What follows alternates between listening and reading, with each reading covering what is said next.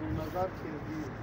تولدشان 20 سپتامبر 1945 امسال در تمام جمهوری جشن 80 سالگیشان تجلیل کرده شد. از آن جمله منم یک کتاب با نام خالص جای گلنظر انسان داده بود. از بس اینجا وقت تنگی میکنه خودشون میگن که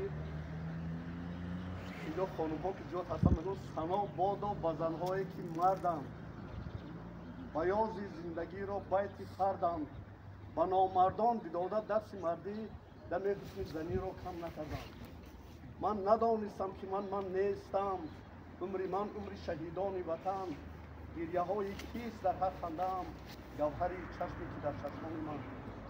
این کس صاحب مکافات جایزه به نام ابوعبدالله رودکی مکافات‌های خیلی زیادی از دولت‌های بیرونه گرفتند و خوب است که ببینید که سرور فرهنگدوست ما در دوام یک 10 ساله دو پیکری بزرگ گذاشتن. یکی اونجایی که ما بودیم پیکر به نام محمد نقیب‌خان طغرلی احراری که در اینجا کافی فرهنگ به نام آن کس است و دویمش من با یکی از شاعران خلقی مشهور ما مؤلف گیمن سرود ملی که در همه جا صدا می‌کردن مردم از جا می‌خیزند، یار ارجمند ما همه شما معلوم است. شما دتون با این درگاهی بزرگوار